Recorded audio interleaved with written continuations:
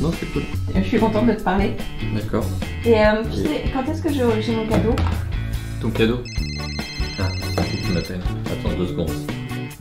Oui, bonjour. On disait quoi? Quand est-ce que j'ai mon cadeau? Ton cadeau. D'anniversaire. Ah, d'anniversaire. Oui. Bientôt? C'est quand bientôt? C'est aujourd'hui mon anniversaire.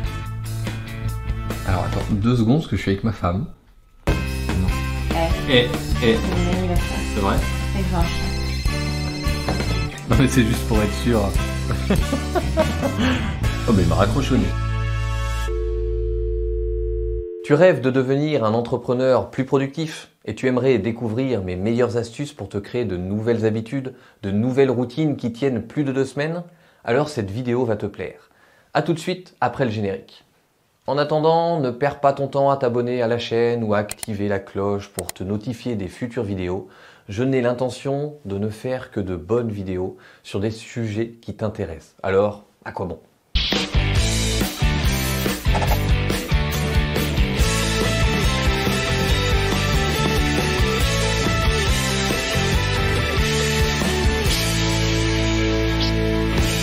La productivité est un sujet qui me passionne. Je pourrais en écrire un livre tellement j'ai de choses à te partager. Et d'ailleurs, cette vidéo mérite pour une fois un disclaimer. Parce que je vais te donner mes 5 meilleures astuces pour te créer de nouvelles routines. Tu vas voir, c'est très simple, mais redoutablement efficace. Par contre, je pars du postulat que les routines que tu veux installer auront un réel impact sur tes résultats. Si ce n'est pas le cas, commence déjà par réfléchir à ça avant de t'emballer. Maintenant que tout est clair, parlons de tes futures habitudes. Il y a beaucoup de théories et d'études faites autour des habitudes. Le problème, c'est qu'entre la théorie et la pratique, il y a toujours un fossé. C'est bien beau de savoir qu'il te faut 21 jours pour installer une nouvelle routine. D'ailleurs, un autre chiffre que j'ai trouvé et que je trouve beaucoup plus cohérent, c'est celui de 66 jours. Qu'importe le chiffre, parce que ça ne t'aide pas de le savoir. Il suffit de regarder les bonnes résolutions du début d'année.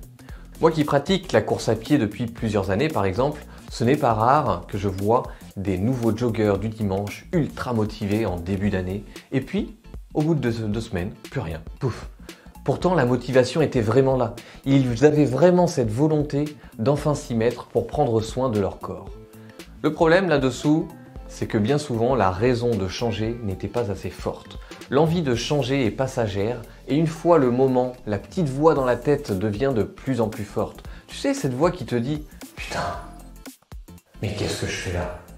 Et tu finis par sauter une séance, toujours pour de bonnes raisons, puis 2 et 3, jusqu'à complètement abandonner. Tu te réconfortes en te disant que ce n'était pas pour toi ou que tu t'y remettras plus tard, quand ça sera le bon moment. Ah, ce fameux bon moment qui n'existe jamais. Ce qu'il te faut pour remédier à ça, c'est de la discipline, ce qui n'a rien à voir avec la motivation. Alors, écoute-moi bien attentivement si tu veux tenir tes prochaines résolutions.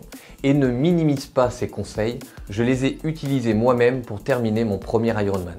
À savoir 3,8 km de natation, 180 km de vélo et un marathon de 42 km, que j'ai terminé en 14h40 le 1er juin 2019 à Ourtin. Voilà, tu sais tout. Lorsque j'ai un défi important, j'utilise toujours ces 5 astuces simples. Astuce numéro 1. Commence par te demander pourquoi tu veux te créer cette nouvelle habitude et commence par te fixer des objectifs.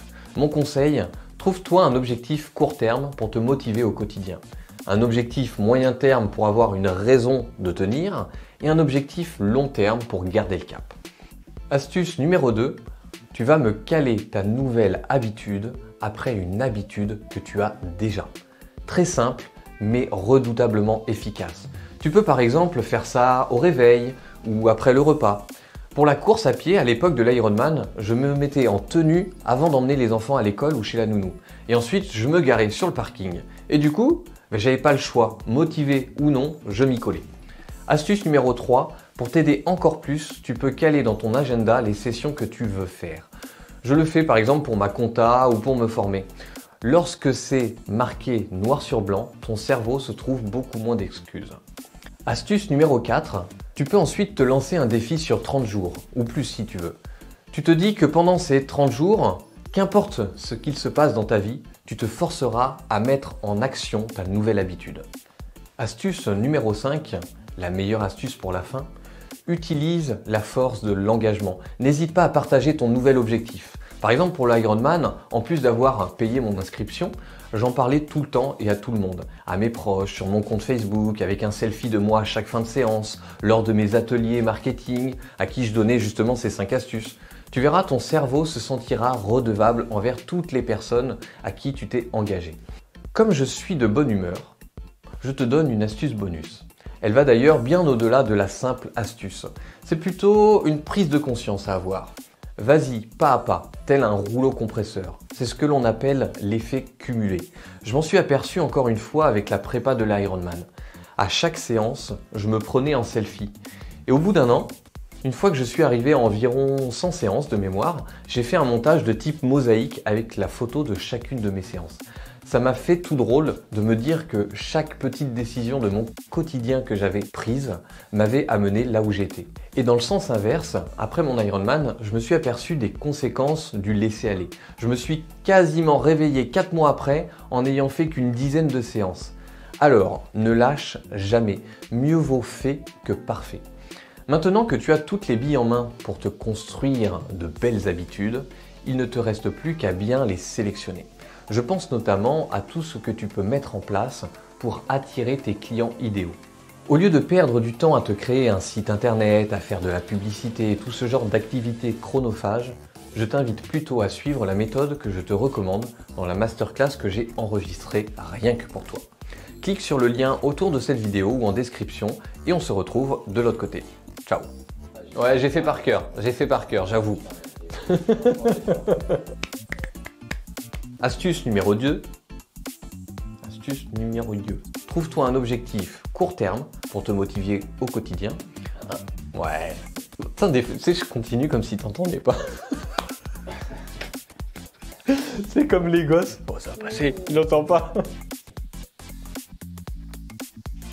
Combien les tiennent? Très peu. Moi qui pratique, oh là non, je voulais pas dire moi, c'était pas le mot important. Moi Fabien, ici présent. Le fait de savoir combien de temps ça va te prendre, ça ne t'aide pas à inventer de nouvelles phrases qui n'ont aucun rapport avec ce qui est écrit en face de mes yeux. Oui, bonjour. Merde, j'ai oublié de décrocher.